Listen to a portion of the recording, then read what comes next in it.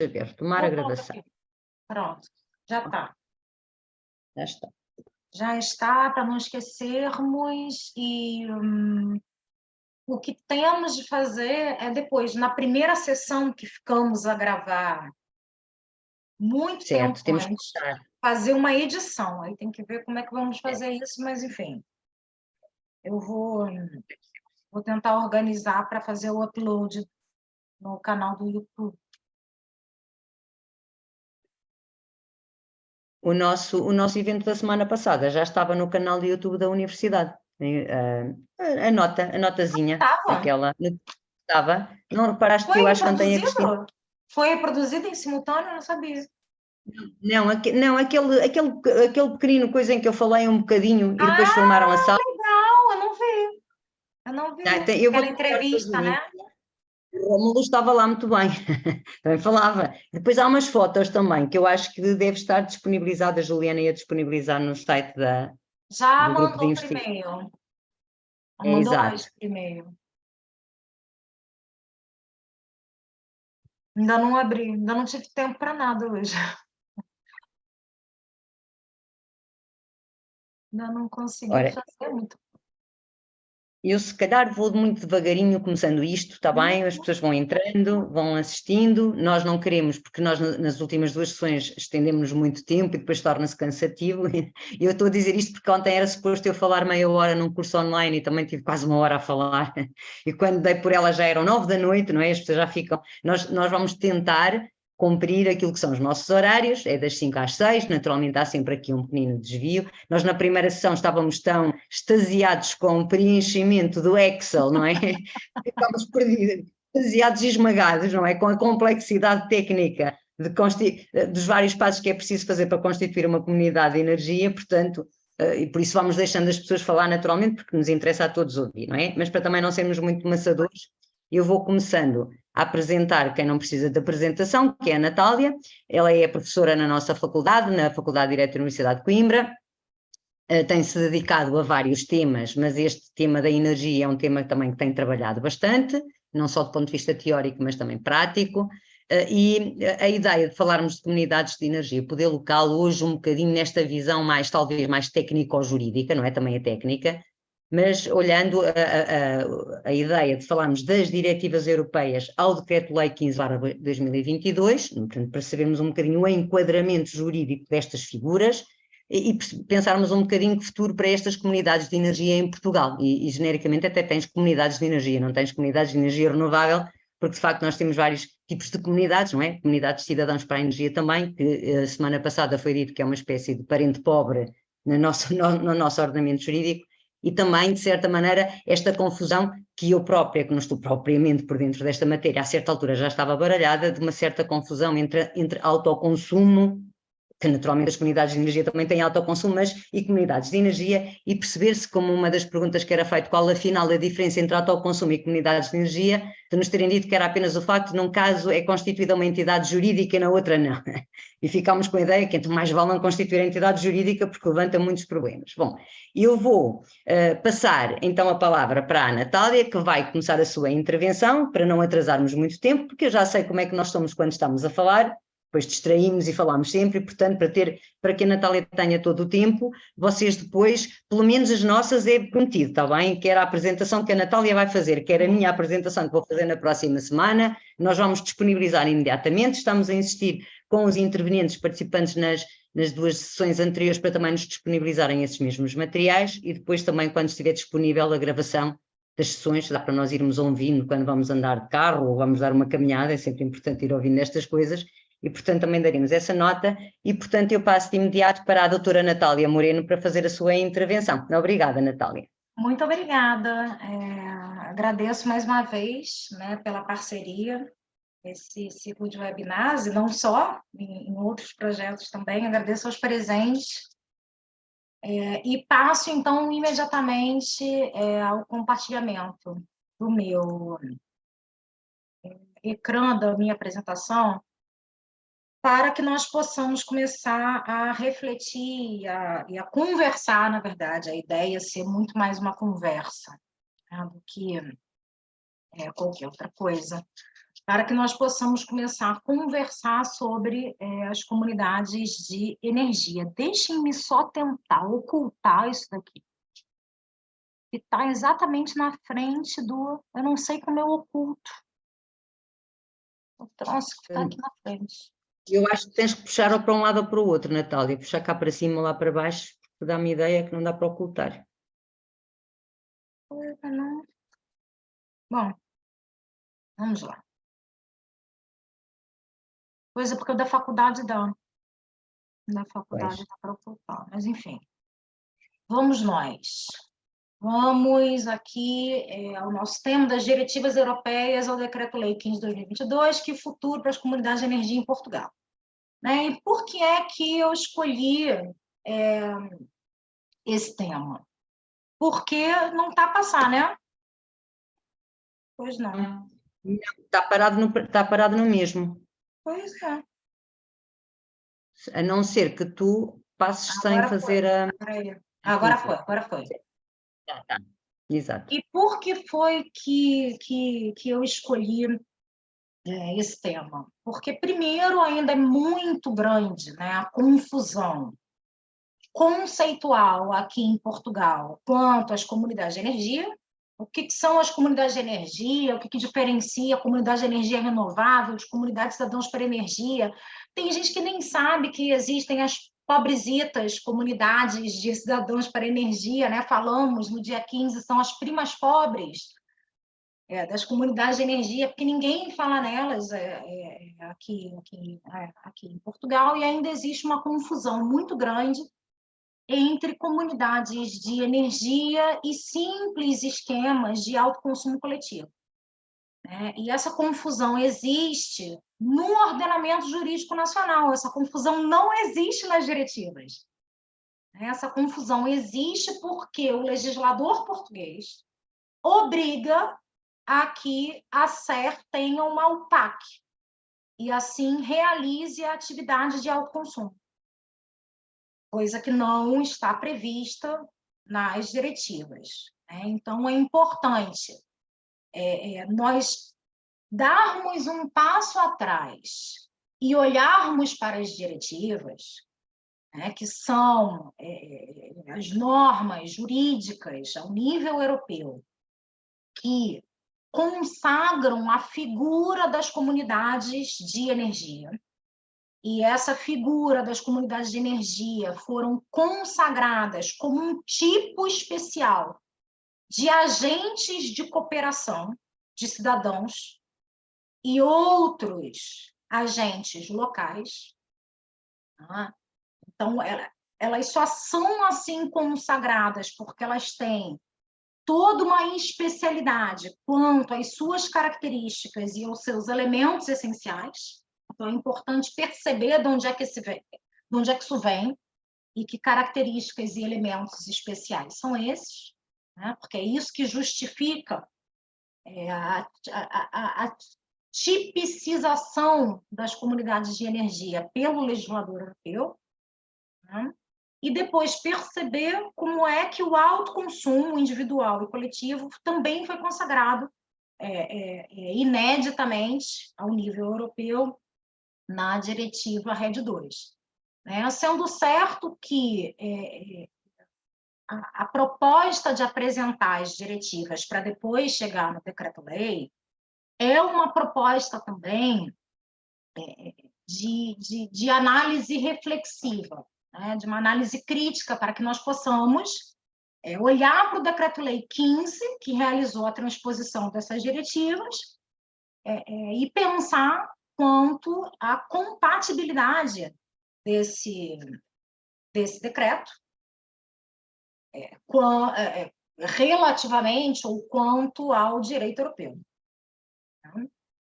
Sendo certo que, embora os Estados-membros, diferentemente do que sucede com os regulamentos, né, que ficam vinculados à integralidade das regras previstas nos regulamentos europeus, enquanto os Estados-membros, relativamente às diretivas, ficam vinculados quanto aos fins, aos objetivos últimos, nós precisamos perceber que fins e objetivos últimos são esses que valores jurídicos são esses que estão em causa, que justificaram, né, a consagração das comunidades de energia na RED 2, que é a diretiva 2018-2011, a diretiva Energia Renováveis 2, né, o recast da diretiva Energias Renováveis, e na IMD, que é a diretiva do mercado interno da eletricidade, né, a 2019-944.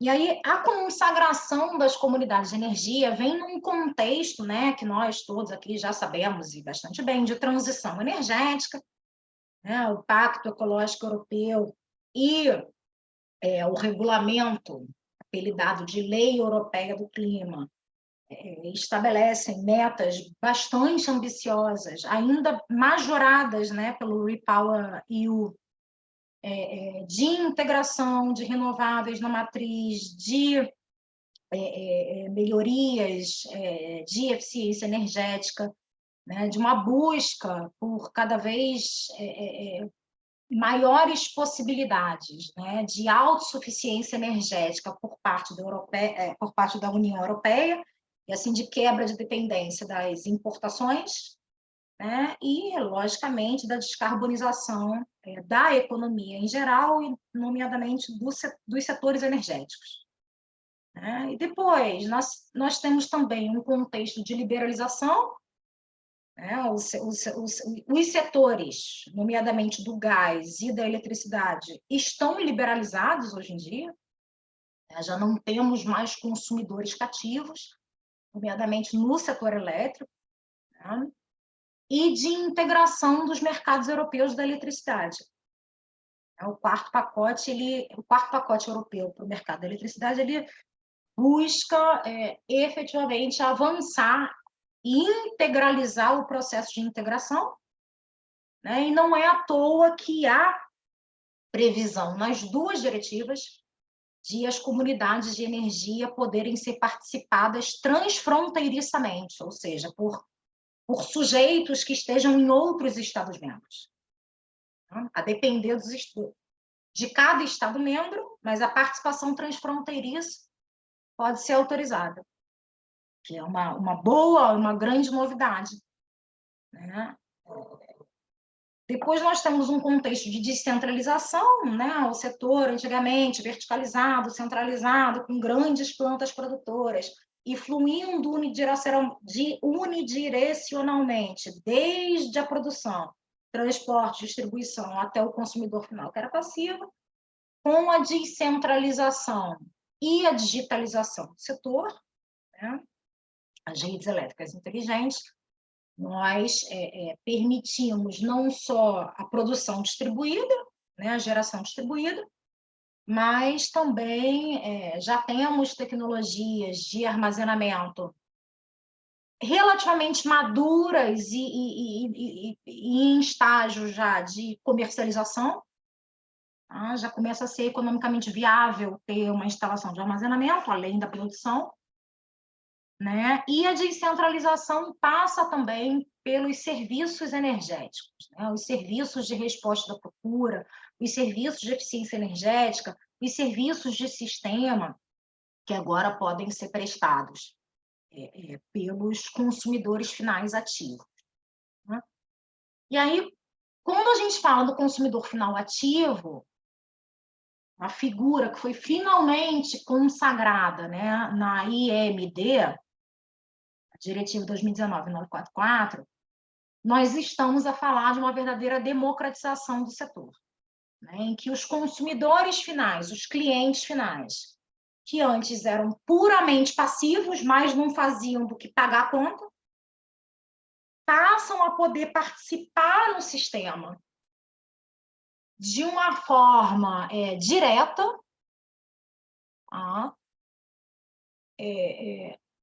auferindo benefícios diretos dessa participação, né, que passam, evidentemente, por benefícios econômicos, né, porque a venda de eletricidade, a comercialização entre pares, a prestação de serviços de resposta da procura, de serviços de sistema, é remunerada.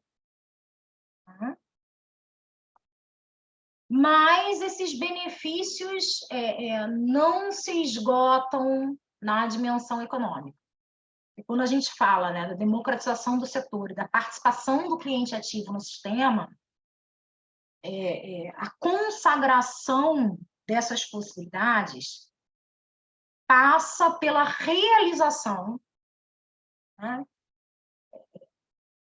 da cidadania energética, de uma transição energética mais democrática, efetivamente, mas também mais justa e equitativa. Então, quando a União fala, vamos fazer a transição sem deixar ninguém para trás, o sem deixar ninguém para trás passa pela cidadania energética, passa pela ativação dos consumidores finais, para que eles deixem de ser meros pagadores de fatura e participem ativamente na vida e na co-construção do setor. Passem a ser verdadeiros intervenientes no sistema, modificando, assim, a forma com que o sistema foi construído e operado ao longo dos anos. Nós estamos a falar aqui de uma economia colaborativa, uma economia participativa, muito mais do que uma economia meramente circular. Então, o que as comunidades de energia vão fazer, ou pelo menos elas foram pensadas para isso, consagradas para isso, é trazer o cidadão para o centro do setor elétrico, para o centro de tomadas de decisão quanto ao futuro do setor. E aí, quando nós falamos na democratização, na ativação da cidadania energética, isso não passa meramente por economizar alguns euros na fatura de eletricidade, colocando painel solar para realizar autoconsumo. Isso passa pela ativação efetiva e material desses clientes finais, para que eles passem a ser tomadores informados de decisão. Não é só economizar alguns euros na fatura que ativa efetivamente um cidadão energeticamente.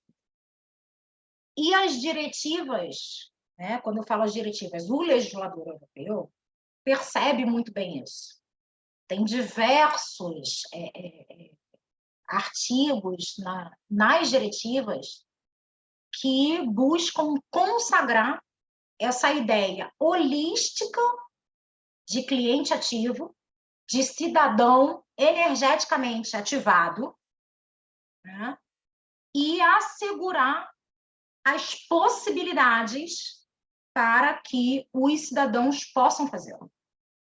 Assegurar que as condições materiais concretas vão ser implementadas para que nós tenhamos essa grande viragem na própria lógica de operação do setor.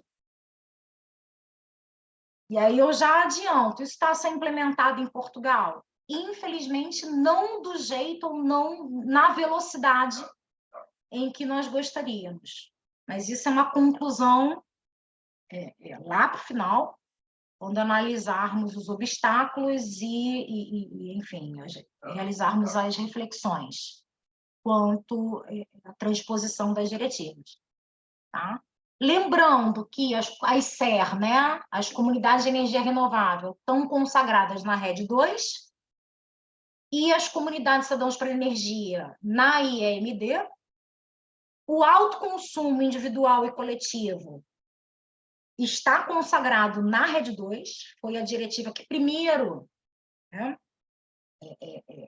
assegurou a harmonização desse regime jurídico mínimo de autoconsumo, e a IEMD também faz referência ao autoconsumo, à partilha de energia, e consagra diversos outros elementos bastante interessantes do novo marco, relativamente aos quais não temos tempo não temos tempo aqui para falar, mas destacadamente consagra a figura do cliente ativo.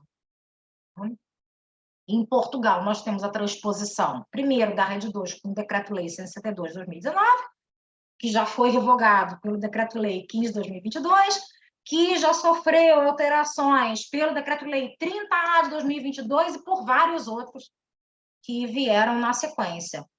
Essas alterações de 2022 e 2023 não são negativas, tá? Elas serviram para implementar o Repower EU e a simplificação dos procedimentos.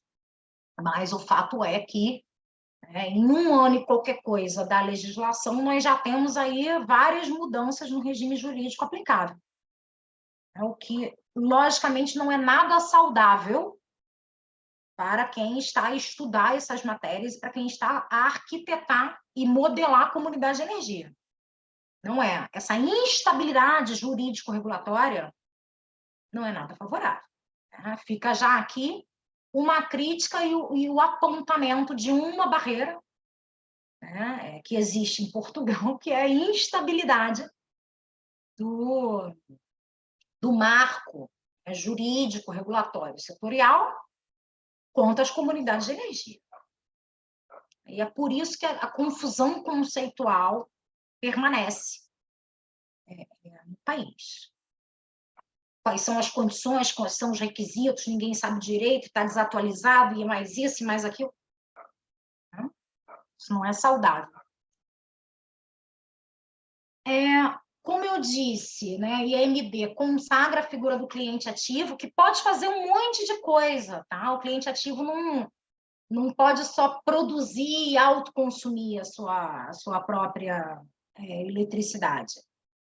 Ele pode, logicamente, participar em comunidades de energia, né, vender a eletricidade de produção própria, participar na flexibilidade, né, programas de resposta à procura, participar em planos de eficiência energética e, inclusive, prestar serviços de sistema, associados ou não à frequência, mas aí, evidentemente, vai ter que aqui haver uma intermediação da figura do agregador, né, que é ali a pessoa que vai agregar a produção ou as cargas, né, do cliente ativo para realizar transações nos mercados da eletricidade. Mas, enfim, o que interessa aqui agora para a gente é a possibilidade que a IMD dá de os clientes finais ou grupos de clientes finais, tá? Porque os clientes finais podem atuar em cluster, coletivamente, sem precisarem de estar dentro de uma comunidade de energia, tá? Eles podem atuar coletivamente, podem realizar compras coletivas de eletricidade, podem mudar coletivamente de comercializador, o que dá uma pressão, né? uma possibilidade de barganha bastante grande para os grupos de clientes finais, né? De realizar inúmeras atividades no setor elétrico, tá? Estamos aqui a falar apenas do setor elétrico, e o artigo 15 da diretiva densifica os vários direitos dos clientes finais. Tá? Não temos aqui tempo para tudo, mas fica desde logo a observação de que os clientes ativos têm direito de participar no setor elétrico e estarem sujeitos a taxas, encargos e procedimentos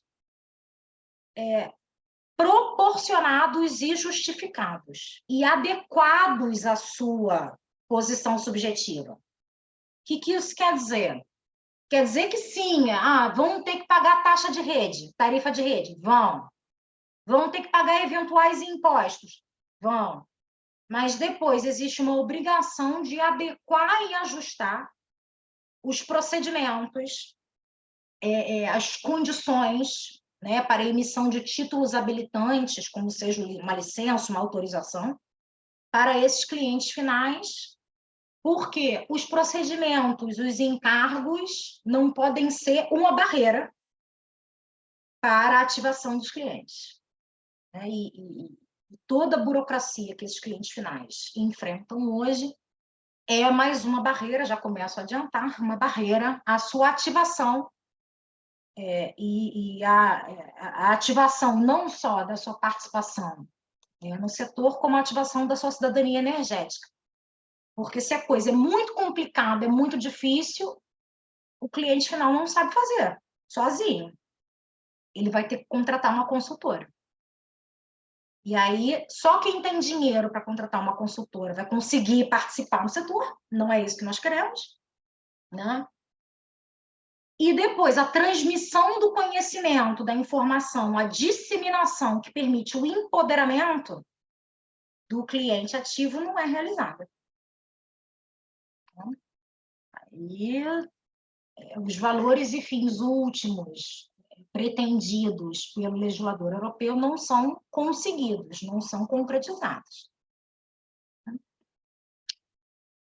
Aqui, o cliente ativo, né, pode produzir, ser autoconsumidor individual, ser autoconsumidor coletivo, participar nas duas comunidades de energia até então previstas.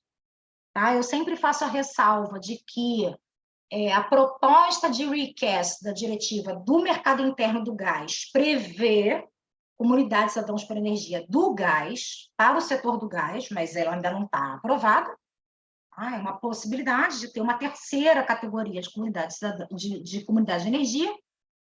Tá? Depois, a venda, incluindo a comercialização entre pares, tá? Que foi consagrada pela RED 2 de modo inédito também. As transações P2P, peer-to-peer, tá? Que são transações automatizadas, já vêm sendo testadas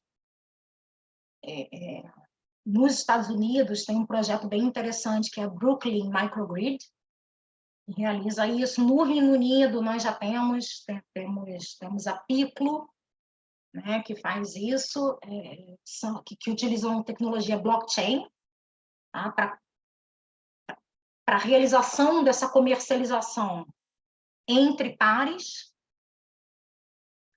É como se fosse o Airbnb da eletricidade, eu sempre brinco, que é uma plataforma que faz a intermediação, né, da venda de energia por um interveniente no sistema para o outro, automaticamente, né, pela via do algoritmo informático.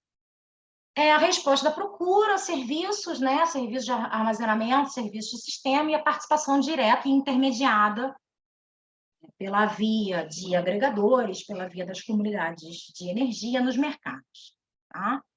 Sendo certo que o cliente ativo é um cliente final do setor. Logo, essas atividades que ele realiza não podem constituir a sua atividade principal comercial ou profissional.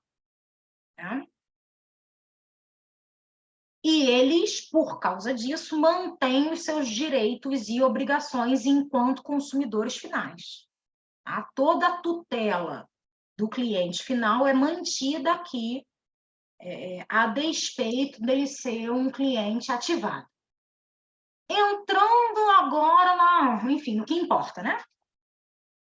Autoconsumo foi previsto na RED 2, né? Alguns Estados-membros já previam a possibilidade de autoconsumo coletivo, tá? O individual já está aí há algum tempo, mas alguns Estados-membros, mesmo antes da RED 2, já tinham nos seus ordenamentos jurídicos internos a possibilidade de os autoconsumidores, né, partilharem a energia renovável coletivamente, né? E o que a RED 2 vem fazer é consagrar essa realidade e estabelecer requisitos que, na minha visão, são mínimos, condições mínimas que têm que ser cumpridas por todos os Estados-membros. Ou seja, a RED 2 prevê, no seu artigo 21, número 4, tá? E o número 4, eu vou pular, depois vocês dão uma olhada, que os Estados-membros têm de assegurar. Isso é o mínimo que tem de ser assegurado por todos os Estados-membros, que os autoconsumidores de energia renovável que se encontrem no mesmo imóvel inclusivamente em blocos de apartamentos, né, os condomínios, têm o direito de exercer coletivamente as atividades referidas no número 2. Já vou voltar para lá. E podem organizar entre si a partilha da energia renovável no seu local ou nos seus locais, se for mais de um prédio, ou mais de um imóvel, se for tal bloco de apartamentos ou blocos de apartamentos, né, sem prejuízo dos encargos de acesso à rede, de outros encargos, tarifas, taxas e impostos aplicáveis a cada autoconsumidor. Então, isso é o mínimo que é obrigatório para todos os Estados-membros.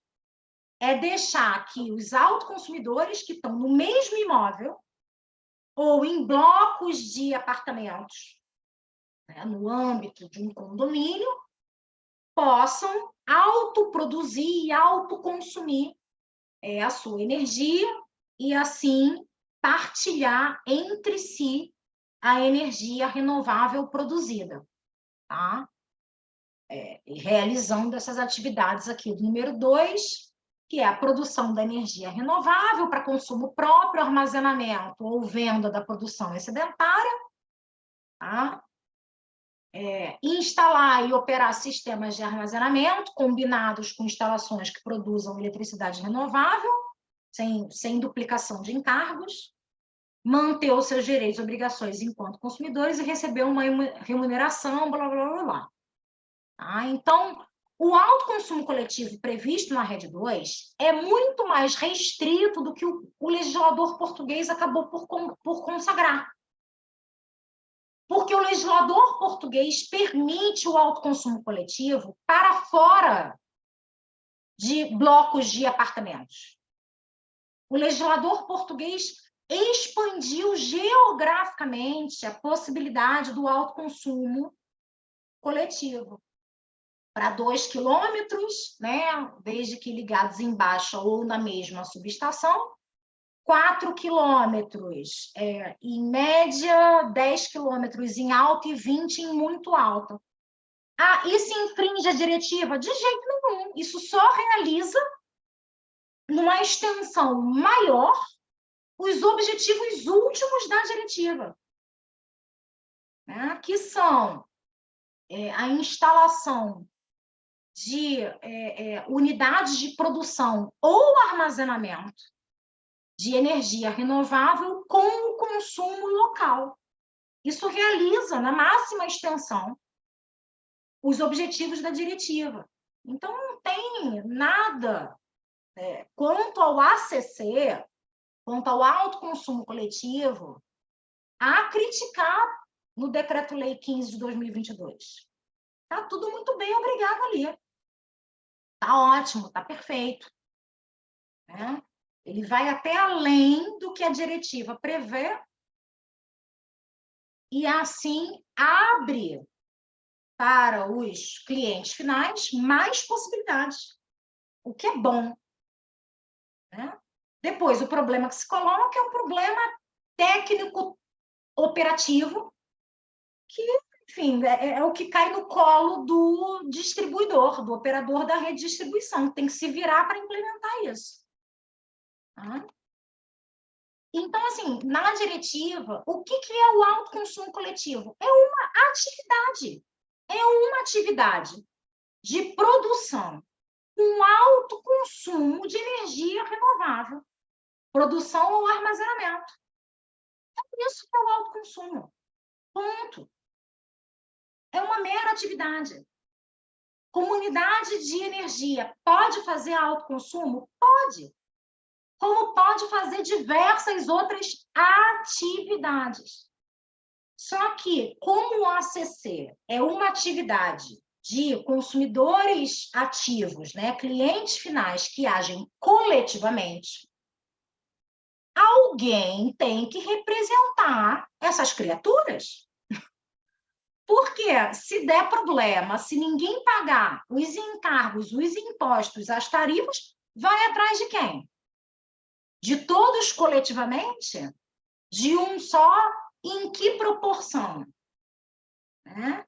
Então, alguém tem que representar centralizar a representação desse cluster de autoconsumidores junto de quem de direito, junto do operador da rede, junto da DGEG, junto das entidades reguladoras, junto de quem sofra danos relativamente à operação do ACC. E é por isso que foi criada a tal figura da EGAC, da entidade gestora do autoconsumo coletivo, que tem lá um rol de obrigações e responsabilidades.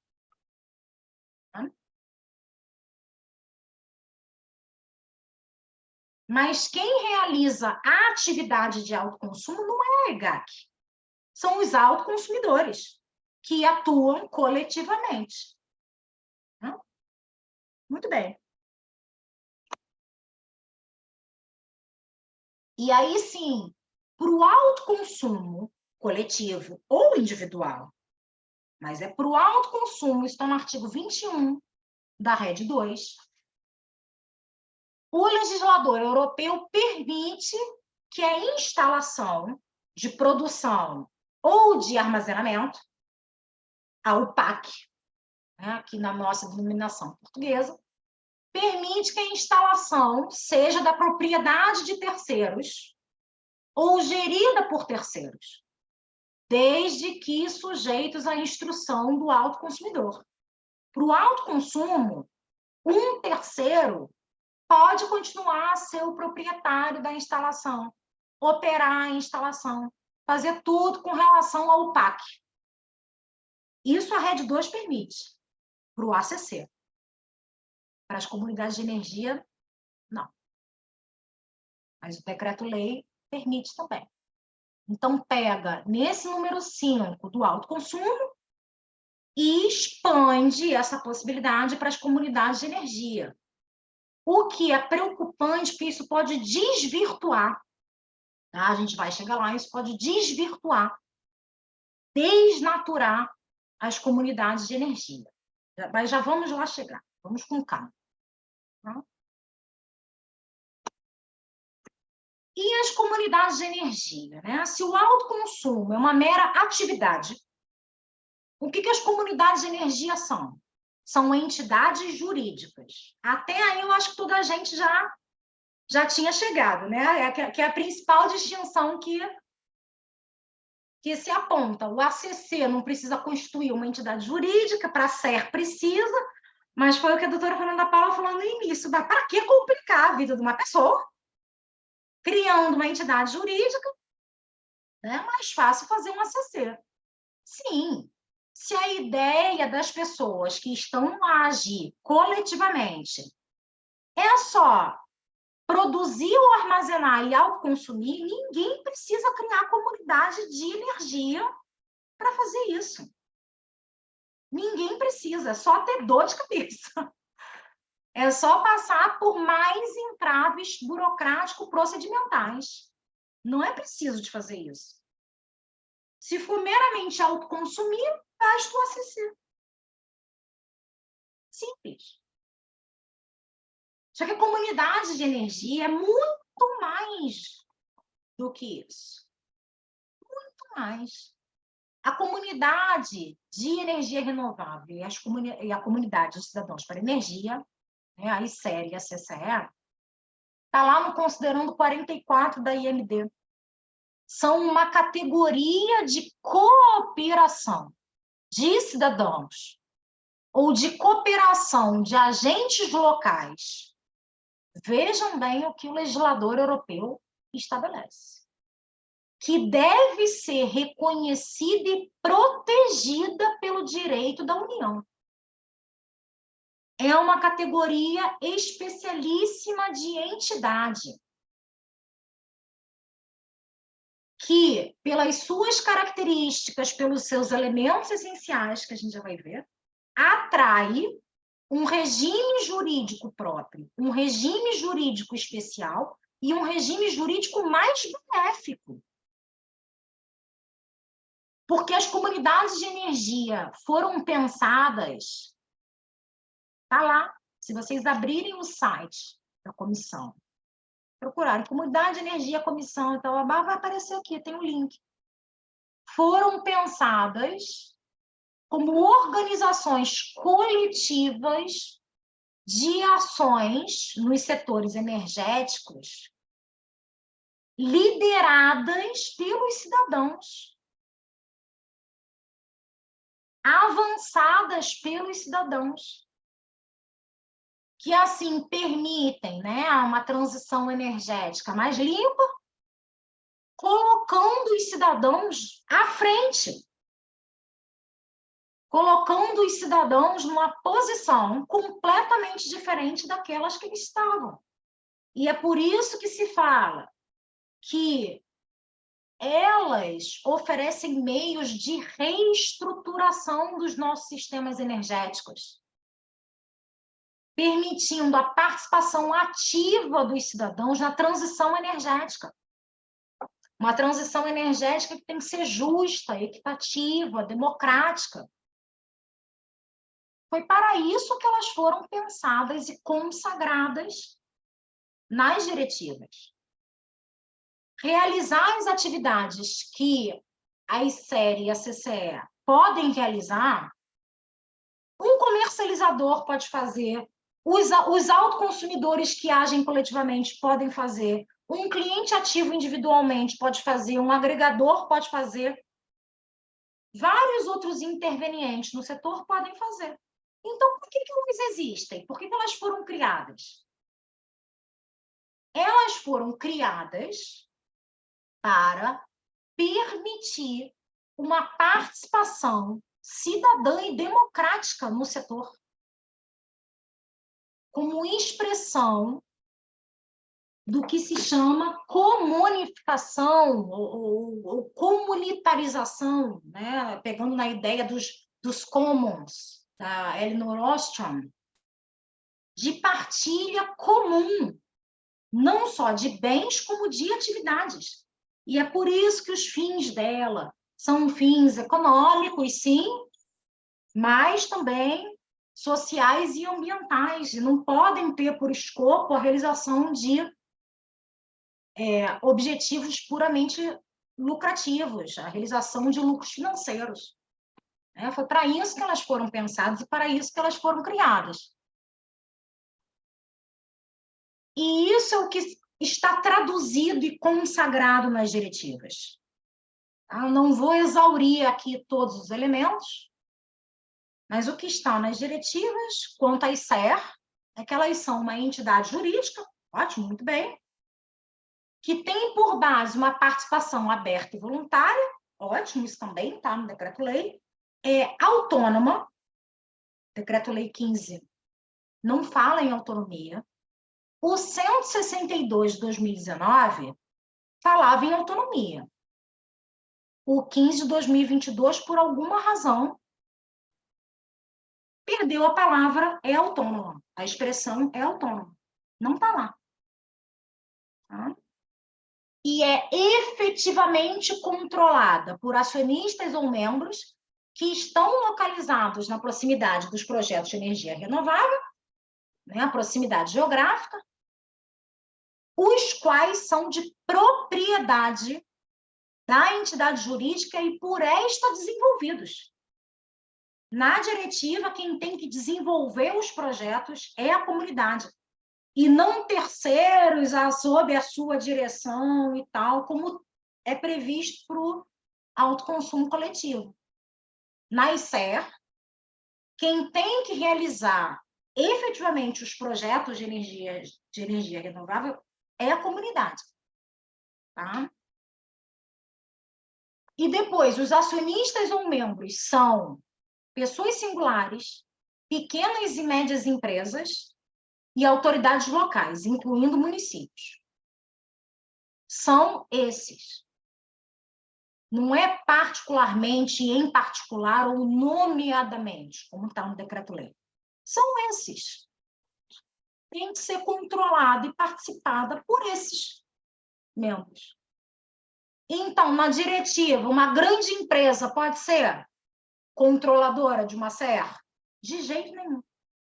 Isso está, inclusive, não considerando. A dizer que as SER têm que ser protegidas contra, claro que está em outras palavras, mas têm que ser protegidas contra a captura de grandes empresas e intervenientes tradicionais nos setores. Por quê? Porque elas são especiais. Porque elas realizam a economia cidadã, a economia solidária, a economia colaborativa, a economia participativa. Né? E depois o objetivo principal é propiciar aos acionistas ou membros ou às localidades onde opera benefícios econômicos, sociais e ambientais em vez de lucros financeiros. Né? Cada um desses elementos, por isso que eu coloquei em cores diferentes, é um elemento essencial da comunidade previsto pela diretiva. O que isso quer dizer? Cada um desses elementos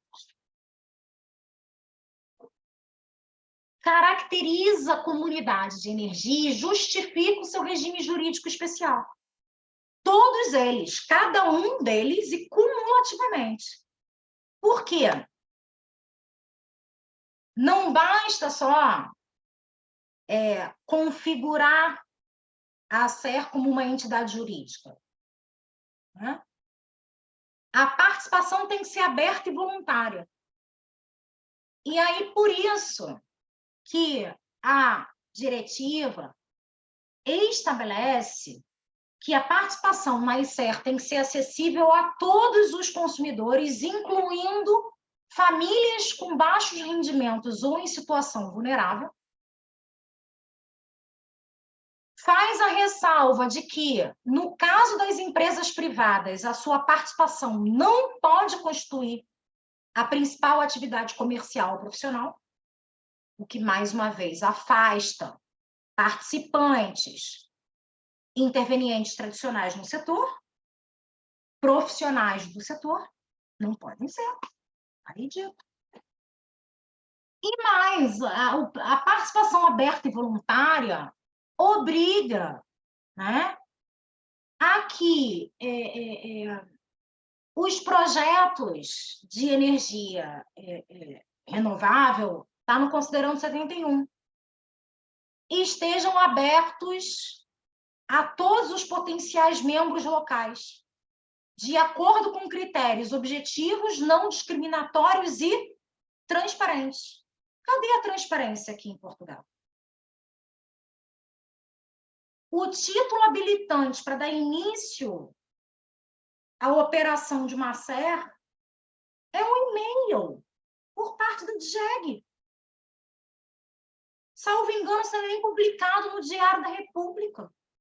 Cadê a transparência? Cadê a publicidade? E os potenciais membros que queiram entrar numa comunidade, como é que eles vão poder fazê-lo se ninguém nem sabe que comunidades de energia já estão autorizadas a operar pela DGEG? Cadê? Isso é uma crítica muito importante que tem que ser feita.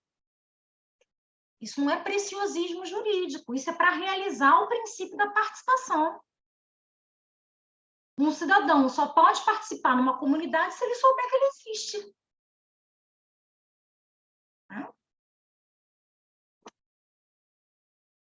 Depois, o artigo 18 prevê que, para realizar a participação, os Estados-membros, com a intervenção das autoridades locais e regionais, estão mais próximas dos cidadãos e são interessados diretos na transição energética e na democratização do setor, os Estados-membros desenvolvem programas adequados de informação, sensibilização, orientação e formação dos cidadãos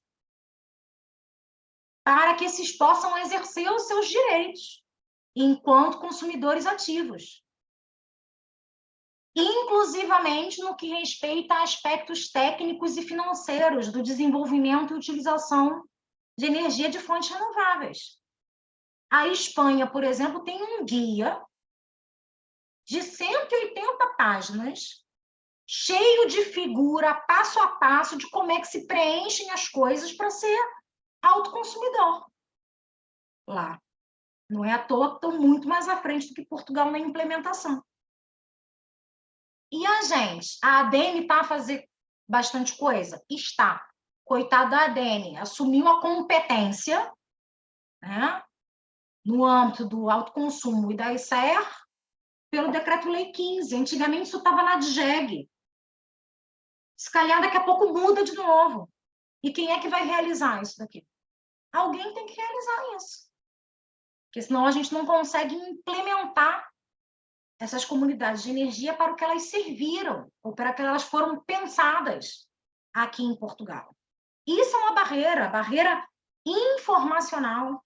Existe uma assimetria informacional imensa, uma assimetria técnica imensa por parte de quem é o destinatário último da norma, que precisa ser colmatada pelo Estado. E como é que o Estado faz isso? Através de ações de informação, sensibilização, orientação, formação e apoio técnico e financeiro. O legislador europeu já previu isso. A gente tem que implementar. Autorizados, os Estados-membros já estão. Uma outra nota, que também é comum às CCE, tá? Porque depois que eu falar da ICER, eu posso passar batido pela ICCE. É o particular regime de governança das comunidades.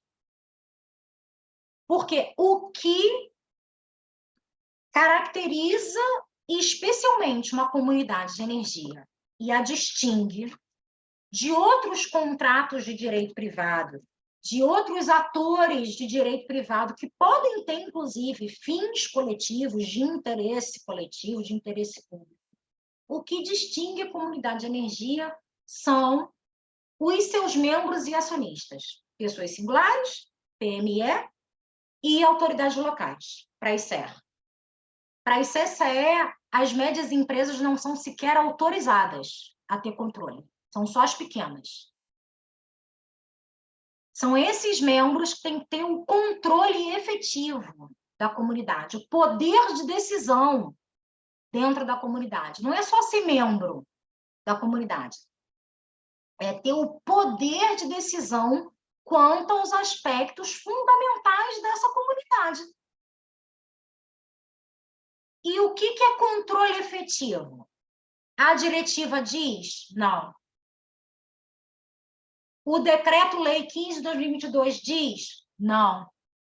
Onde é que a gente pode começar a achar uma densificação conceitual de controle efetivo?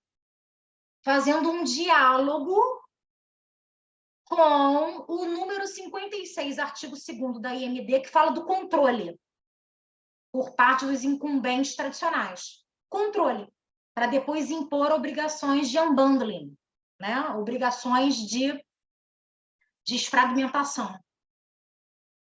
E o que é controle para a diretiva? Controle efetivo, controle. Os direitos, contratos ou outros meios que individual ou conjuntamente, e tendo em conta as circunstâncias de fato de direito envolvidas, conferem a possibilidade de exercer influência determinante sobre uma empresa. Isso é controle efetivo. E o controle efetivo, que é isso, possibilidade de exercer influência determinante, tem que estar na mão das pessoas singulares, PME e autoridades locais, no caso de uma SER. Não pode estar na mão de mais ninguém. E esse controle efetivo pode se expressar através de direitos de propriedade, direitos ou contratos que conferem influência determinante. E é por isso que quando a gente fala nas comunidades de energia, cada comunidade de energia, é claro que a gente vai poder sempre ter, e muito bem, um regulamento quadro, né? Uma base para começar a trabalhar. Mas o que vai acontecer dentro de cada comunidade, quem tem que decidir são os seus membros. Não é mais ninguém, porque são eles que têm o controle efetivo. Então, falar em comunidade de energia com contrato de adesão, não me parece que seja a realização dos fins e objetivos da diretiva. Tá? Isso é desnaturar a qualidade de uma entidade cujos membros, pessoas singulares, PME e autarquias locais, têm um controle, o poder de decisão efetivo da comunidade. E a autonomia, né? Claro, a autonomia, as comunidades são centros autônomos de imputação de direitos, obrigações e responsabilidades, são uma entidade jurídica, mas a autonomia vai para além disso. A autonomia que não está no Decreto-Lei 15 de 2022, que é elemento essencial das comunidades, vai para além disso.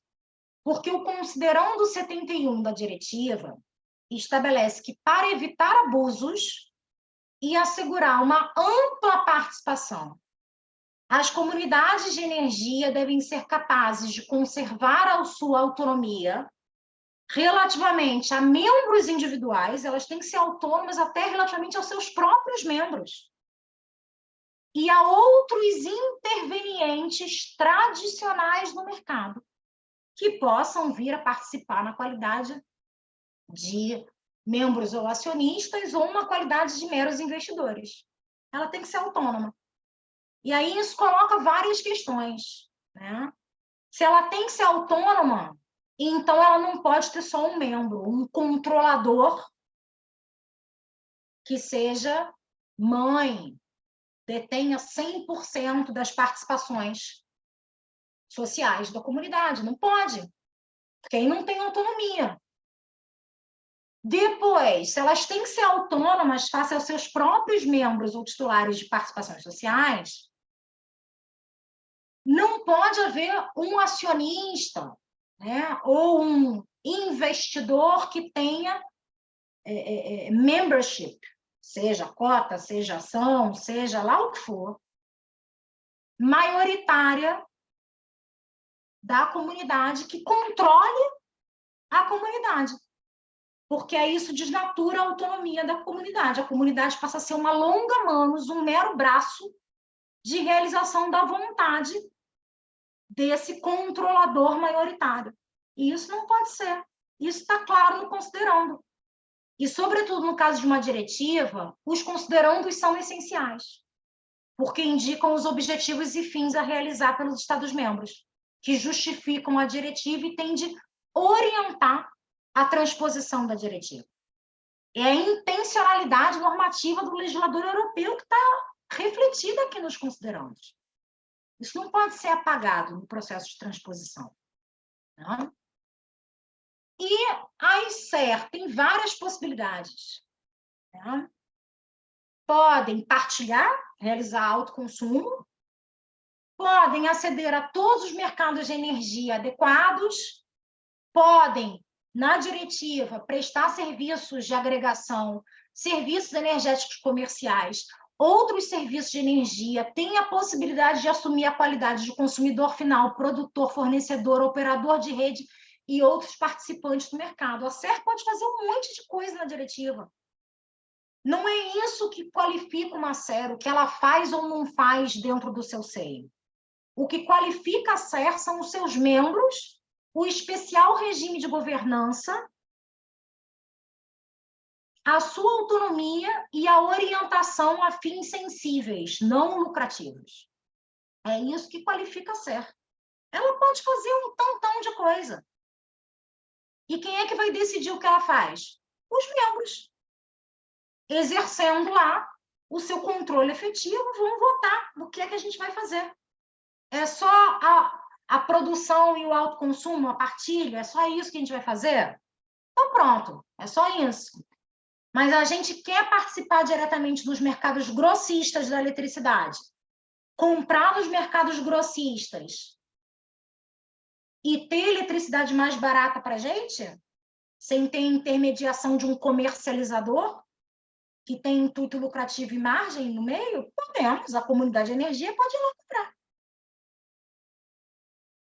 Ah, a gente quer agregar o excedente de produção e vender no mercado grossista. Pode? Pode.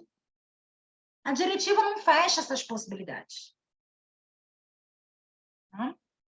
O objetivo principal, como eu já disse, é a realização de benefícios ambientais, econômicos e sociais, isso está no decreto-lei, né? A orientação por valores e fins sensíveis. E o regime jurídico está no artigo 22, tá? Da RED 2. Vou passar direto, porque já estamos aqui um bocado adiantados na hora. E as CCE? As CCE são muito parecidas com as SER, tá?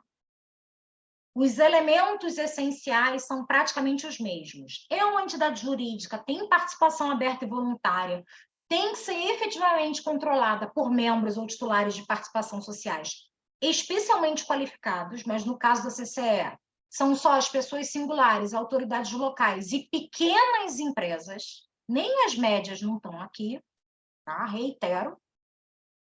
O objetivo é os mesmos, e o rol de atividades da CCE é ainda maior. Tá? Distribuição, comercialização, consumo, agregação, armazenamento, prestação de serviços de eficiência energética, serviço de sistema, produção. O rol é maior. Só que as CCE só podem atuar no setor elétrico. As SER não. Podem atuar nos setores energéticos em geral. Mas o legislador português só transpôs a diretiva para o setor elétrico. Tá bom. Está em cumprimento de transposição. Paciência. A ICCE, setor elétrico. E podem usar fontes não renováveis.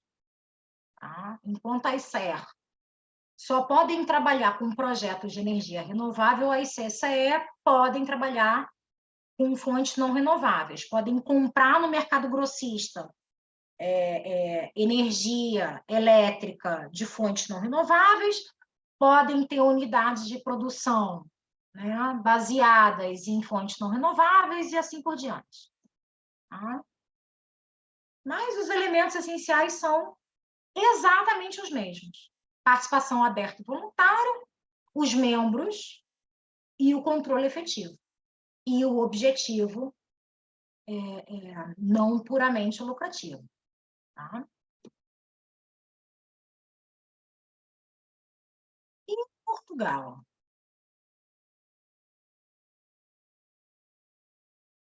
Artigo 189, já nosso conhecido, né? Quem trabalha nessas temáticas sabe até já de cor o 189.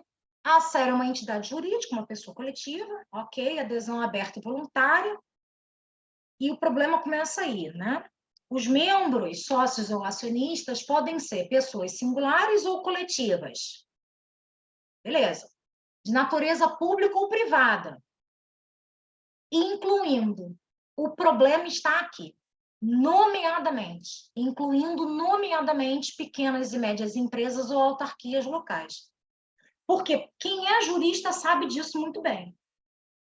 Nomeadamente serve para introduzir um elenco exemplificativo, não taxativo. Então, quando o legislador, né, vai realizar um elenco, né, quem são os membros? A, B, C ou D. Ele pode fazê-lo de modo exaustivo, são só esses membros, são só essas pessoas, ou exemplificativo. Vários podem ser, por exemplo. E aí, o nomeadamente indica um elenco meramente exemplificativo e não taxativo. Então, o 189 até dá a impressão, quem lê rápido assim, de que é um mero copy-paste, um copia e cola da diretiva, mas não é. Essa palavra, nomeadamente, aqui muda tudo. Porque outras autoridades públicas, que não as autarquias locais, podem participar, tá lá? Qualquer pessoa singular ou coletiva de natureza pública pode participar, e outras pessoas privadas podem participar, incluindo grandes empresas. E nunca foi esse o escopo da diretiva, nunca foi. Nunca foi. Tá?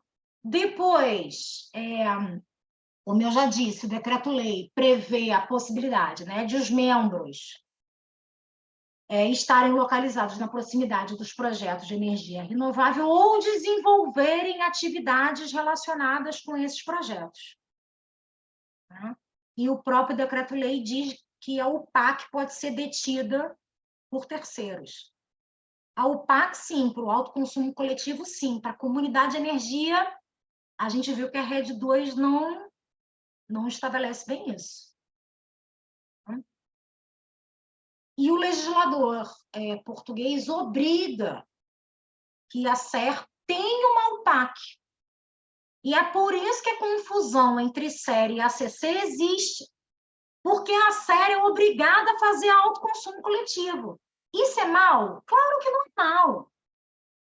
E há argumentos, tá bom, a diretiva vincula o Estado-membro quanto aos fins. É claro que um dos fins de uma comunidade de energia é avançar projetos de energia renovável, a produção distribuída, o autoconsumo local.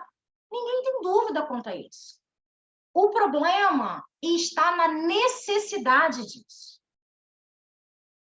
É necessário. É um requisito necessário, estou a falar do controle jurídico da proporcionalidade, não estou a falar, é necessário obrigar uma SER a colocar uma instalação de produção ou de armazenamento.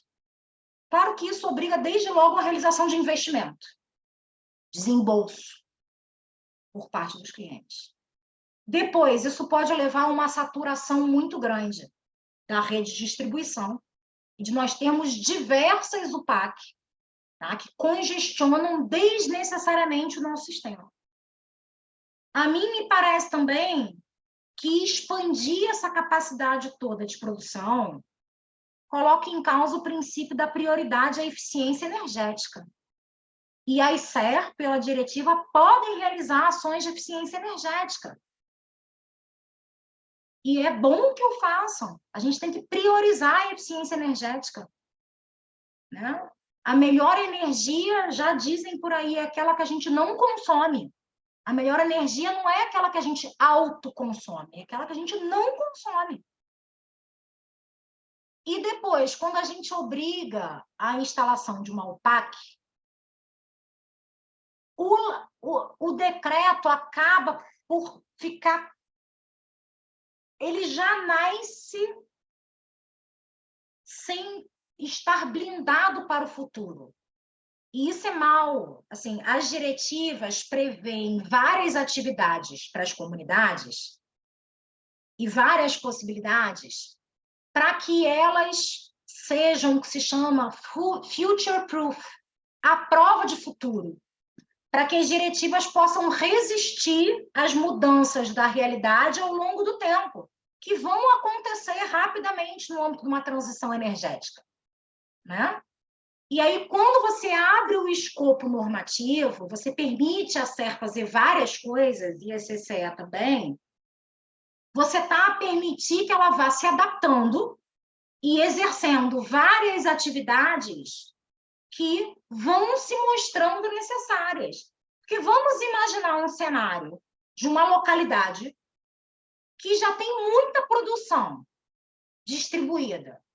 Vamos imaginar até num cenário, enfim, surreal, em que todas as casas têm uma UPAC. E ninguém mais vai poder criar a comunidade de energia ali? Das duas, uma, ou ninguém mais vai poder criar a comunidade de energia, porque não vai ter UPAC, as UPAC já estão ocupadas com outras comunidades ou no ACC, e o legislador obriga que para criar uma comunidade tem que ter uma UPAC. Ou então a legislação vai ter que mudar. Aí muda, é 2019, muda em 2022, vai mudar daqui a quanto tempo? E depois daqui a quanto tempo? E depois daqui a quanto tempo? Isso não é uma legislação à prova de futuro. Não é uma legislação flexível, não é uma legislação resiliente à mudança da realidade. E a legislação, hoje em dia, tem que ser isso. Ela tem que ser a prova de futuro, ela tem que ser permeável às mudanças da realidade, que são cada vez mais frequentes. Tá? Essa é a grande crítica que eu tenho à obrigatoriedade de ter uma OPAC. Não é que o intuito é bom, Só que depois as consequências não são. Não me parece que sejam, pelo menos.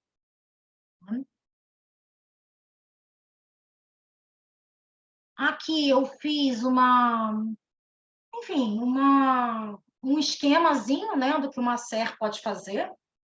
Isso está compatível com a diretiva, salvo a obrigatoriedade da UPAC e a possibilidade de terceiros, né, terem ali o controle dos ativos.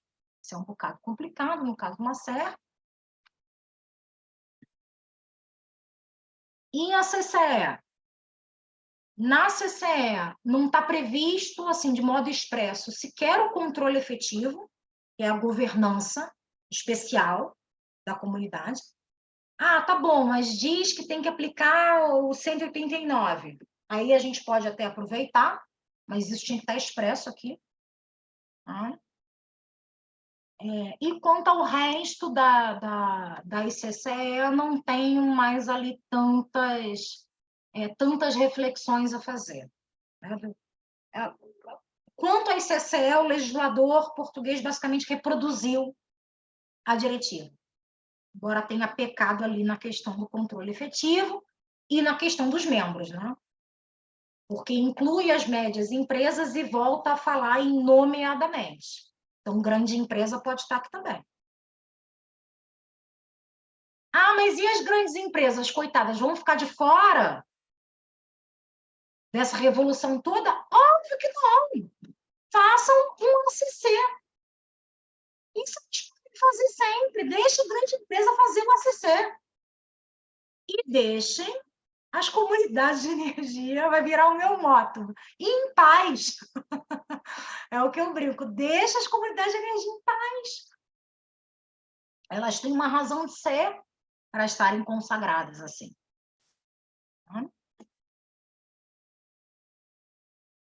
E aí, assim, os principais desvios, né, na transposição da diretiva, eu já fui falando, e isso são basicamente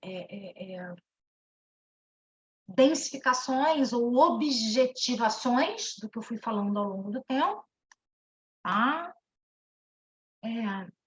O que eu acho mais importante está destacado, os próprios considerandos dizem que a gente tem que ter cuidado para a ICER e a ICCE não serem capturadas.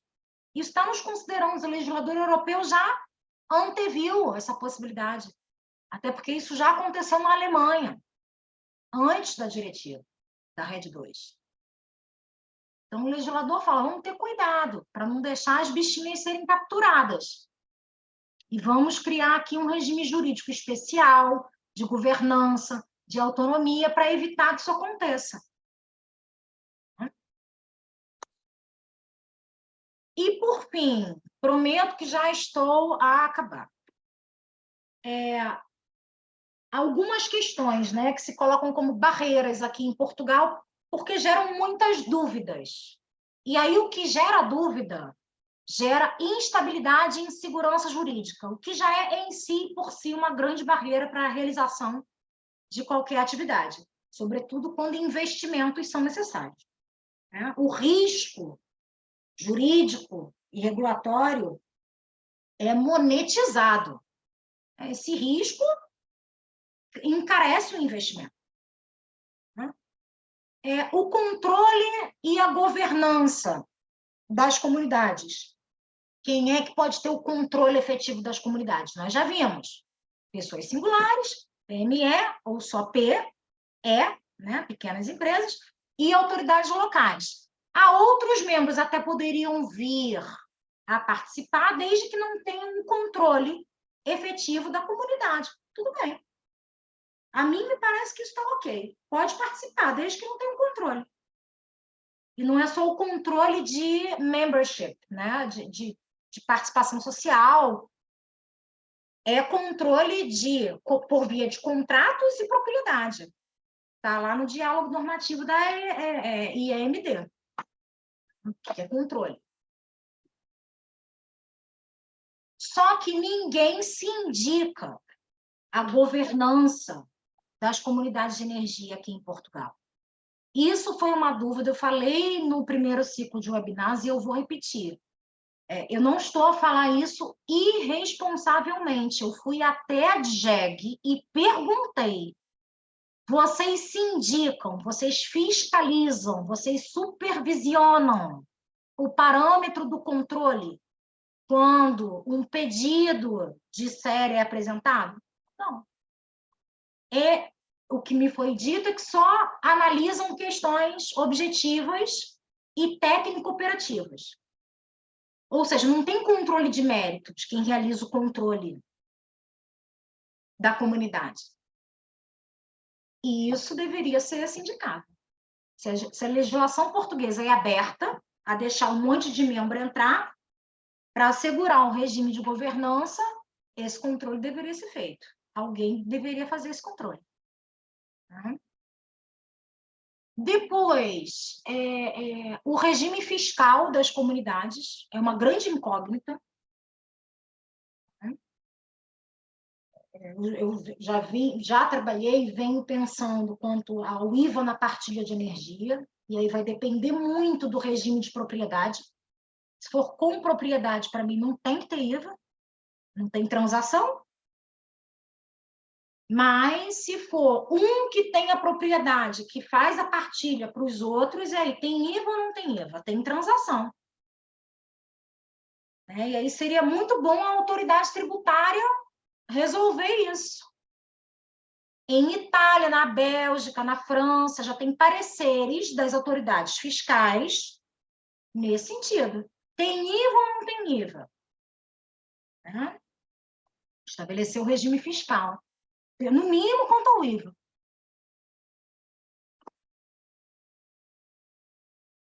Depois, esse regime propício todo para promover e facilitar o desenvolvimento das comunidades, da informação dos cidadãos. O balcão único, que a IMD manda que os Estados-membros criem. Cadê? E, por fim, a monitorização dos obstáculos e restrições ao desenvolvimento das comunidades, para que sejam eliminados esses obstáculos e restrições. A IMD obriga que as entidades reguladoras de cada Estado-membro monitorem e realizem relatórios periódicos com relação a isso. Se há, eu não tenho conhecimento. Se há, pode até haver, mas não chegou ao meu conhecimento. Desde o fim da transposição das diretivas, o fim do prazo de transposição, que eu saiba, o único relatório que já foi feito foi um relatório em conjunto que a ADENE fez com outras agências de energia europeias, que não é um relatório oficial, analisando o mercado português específico. Então, o que eu vou apresentar aqui em sede de obstáculos foi o que eu retirei desse relatório. Mas uma análise pormenorizada e cuidada do mercado nacional deveria ser feita. Deveria, não é deveria, deveria, poderia. É deveria, dever jurídico. A diretiva cria dever jurídico aos Estados-membros. Natália, só uma nota que são 6h20, está bem? Já sei que já passei bastante. E aí as barreiras são barreiras legislativas, várias lacunas, várias dúvidas, vários pontos que precisam ser clarificados. Que controle efetivo, o que é autonomia, quem é que pode ter ou não pode ter sócio maioritário, não pode. Isso tudo deveria estar clarificado normativamente. Isso é uma barreira. Quando tem dúvida, os procedimentos burocrático-procedimentais que deveriam ser ajustados, proporcionados, adequados ao tipo de entidades e de participantes, ainda não foram. Nós vimos aqui o Paulo Nogueira da ADEM na nossa primeira sessão, coitado. Ficou mais de uma hora explicando lá, todos os passos têm de ser feitos para fazer do alto consumo coletivo. Não estamos nem a falar do MACER, nem CCE. A burocracia ainda é muito grande, isso tem que ser simplificado, tem que ser informatizado, tem que ser publicado, tem que ser transparente, não é só simplificado, tem que ser publicado e transparente, informatizado, o tal balcão único tem que ser criado, isso é um direito de todos os consumidores finais, previsto no artigo 25 da IMD, não está realizado ainda, tem que ser, né? Barreiras quanto à conexão à grid, às redes, que por acaso aqui em Portugal não me parecem estar a existir tanto. E aí eu não sei se não estão a existir tanto, porque o processo não é transparente, e a gente não sabe se existem ou não existem essas barreiras, ou efetivamente elas não estão a existir. O acesso não discriminatório às redes está a ser bem realizado. Não sei. Não sei como é que esses procedimentos estão a ser tocados, mas não parece existir, né? A complexidade do conceito, daí a informação, a sensibilização, a orientação, né? E a diferenciação das comunidades entre comunidade e ACC, né? Informação quanto à área de localização, Portugal já resolveu, né? O distanciamento geográfico, a falta de um one-stop shop, do tal balcão único, isso é uma barreira procedimental que impede a mudança comportamental, né, dos consumidores finais, né? A falta de modelos também e de FAQs e de coisas bem mastigadas para os consumidores, né? Falta de informação, de conhecimento, barreiras econômicas, né?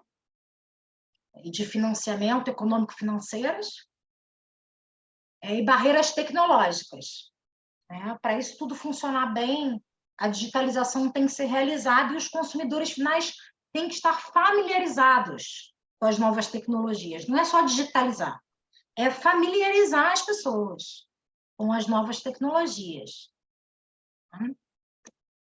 E isso está traduzido nesses dois gráficos, e vou dar só um exemplo de por que é que implementar bem comunidades de energia e seguir os elementos e características essenciais da comunidade é tão importante. Porque, como eu disse, são uma categoria especial de cooperação de cidadãos e agentes locais protegida pelo direito da União Europeia, que tem um regime jurídico próprio e mais favorável. Regime jurídico próprio e mais favorável esse que passa, conforme a comunicação da comissão relativa às orientações a auxílios de Estado, passa por regime especial de contratação e de auxílio estatal. Está aqui. 75 da comunicação. A comissão vai encarar favoravelmente as medidas propostas pelos Estados-membros destinadas a facilitar a participação das PME e das comunidades de energia em procedimentos de concurso competitivos. Depois, no 107, tem várias exceções à atribuição de auxílios de Estado pelos Estados-membros que passam por PME ou comunidades de energia.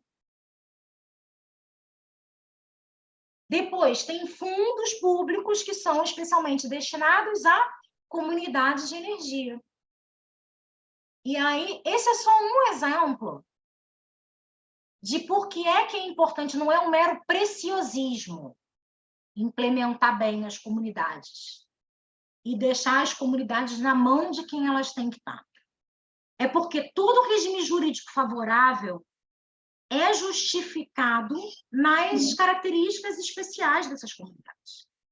E aí, quando elas são capturadas ou estão na mão de quem não deveria estar, tudo que é o nosso, que é público, o concurso público, os fundos públicos, os procedimentos concursais, é desvirtuado, porque depois esse dinheiro vai parar na mão de quem controla a comunidade. que não são os tais cidadãos, PME e autoridades locais. Então, que futuro para as comunidades de energia em Portugal? Eu espero que um bom, e que essas barreiras possam ser, primeiro, identificadas e monitorizadas, depois levantadas, para que a gente possa realizar verdadeiras comunidades de energia aqui. Eu peço desculpa por ter passado tempo, claro que responda todas as perguntas que quiserem, fico aqui até amanhã respondendo perguntas, mas, como bem, a temática é muito ampla, muito abrangente, né? E as críticas também são, enfim, um bocado complexas, então eu não quis só avançar objetivamente as coisas. Pronto, então, eu acho que ficámos todos esmagados com esta explicação, fica bem mais claro na cabeça de toda a gente de que é que falamos quando falamos de comunidades de energia, comunidades de cidadãos e comunidades de energia renovável. Estamos a falar de comunidades com uma lógica diferente apenas do autoconsumo, não é? Não é só uma questão específica. Eu acho que é muito importante sempre esta versão. Acham sempre que os juristas são muito chatos, mas verdadeiramente nós precisamos mesmo de fazer esta leitura, perceber a origem das figuras e como é que elas estão a evoluir, não é? Na verdade, eu acho que toda a gente esteve tão atenta, que não teve muito tempo de colocar questões, mas já agora, Natália, pedia-te, porque é mais fácil, mesmo na parte do fim, porque nós temos aqui 7 perguntas, só são as 2 finais que foram acrescentadas. Uma do Rómulo e uma da Cristiana. Se não te importasses de ver, consegues ver tu, em vez de eu te estar a ler, é mais fácil. Sim. Portanto, vou lendo em voz alta. O Rómulo, o Decreto-Lei 29/2006, que foi revogado pelo 15/2022, obrigou a Copérnico a separar a produção da comercialização de energia elétrica, criando assim 2 entidades, a cooperativa que comercializa e uma empresa unipessoal detida na totalidade pela Copérnico que apenas produz a energia. A pergunta é composta. Uma vez que o Decreto-Lei 29/2006 foi revogado, não é? Uma vez revogado, poderá ser revertida esta situação da separação? Para a ACC, para a SER, para a Comunidade de Cidadãos para a Energia, não irá ser exigida esta separação? Ou apenas por utilizar o conceito ao consumidor? Pronto, certo. Então, a separação continua, né? São obrigações de unbundling do setor, que inclusive foram aprofundadas no 4º marco regulatório, o regulamento 2019-943 e a diretiva 2019-944, tá? A separação é uma separação que pode ser meramente de contas, uma separação contabilística ou uma separação jurídica, depende do grau de unbundling. Há vários tipos de unbundling, tá? Mas as atividades têm que ser separadas. E aqui a separação é jurídica, entidades jurídicas diferentes têm de explorar, né, essas atividades, tá? Porque pode... Por que as obrigações de unbundling existem? Para facilitar e promover a concorrência, né?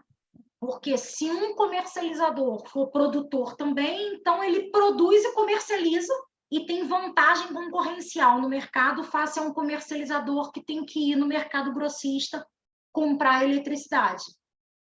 E isso cria distorções na concorrência, tá?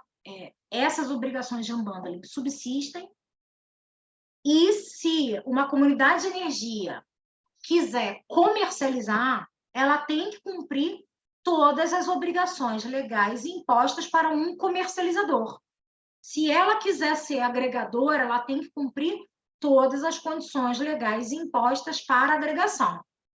A questão aqui, a ACC não tem problema, porque a ACC não pode comercializar, né? A ACC só pode partilhar energia entre os seus membros, e o excedente pode ser vendido ou comercializado entre pares. E a comercialização entre pares, que está prevista na RED 2, artigo 2º, número 21, salvo engano, está aqui no...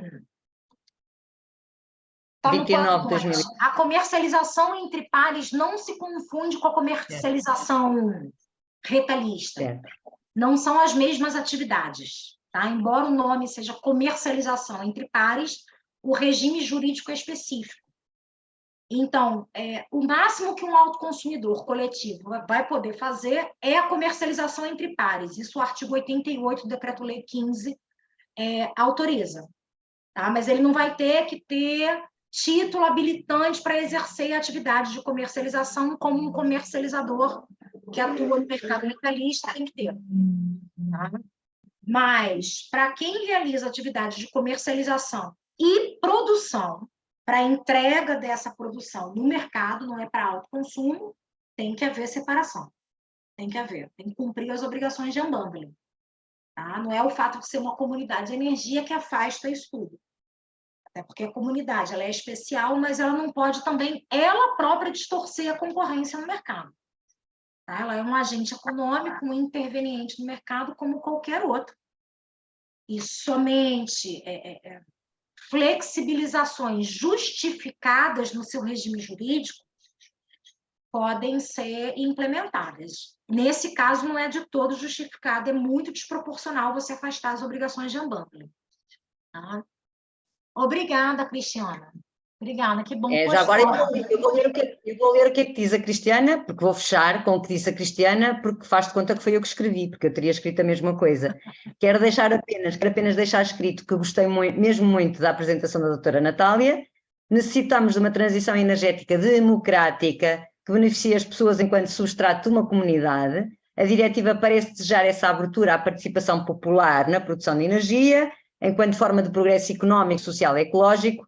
Veremos no futuro como se simplificará a criação destas comunidades, a sua manutenção e controle em Portugal. Porque se é voltar de facto para as comunidades, também é preciso que isto seja mais simples, não é? Que de repente os cidadãos não fiquem de tal forma assustados que nem sequer decidem começar a dar os passos necessários. O Paulo Nogueira disse que vai mudar, né? Todo o processo de registro da ajuda de jegue.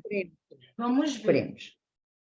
Pronto, então eu agradeço imenso este esforço, que não foi esforço nenhum, que eu reparei, da Natália. É um prazer, exatamente. Agradeço a todos vocês a paciência, porque assim grande parte das pessoas fica até ao fim, não é? Portanto, resiste, embora nós passamos sempre muito para além do nosso prazo. Agradeço-te, Natália, mais uma vez e encontramos-nos na próxima semana. Pronto, na próxima semana teremos a doutora Fernanda Paula falar sobre crise energética e o papel das cidades e das comunidades de energia. Muito bem, então encontramos-nos super curiosa. Adeus a todos. Até a próxima. Obrigada pela atenção. Obrigada.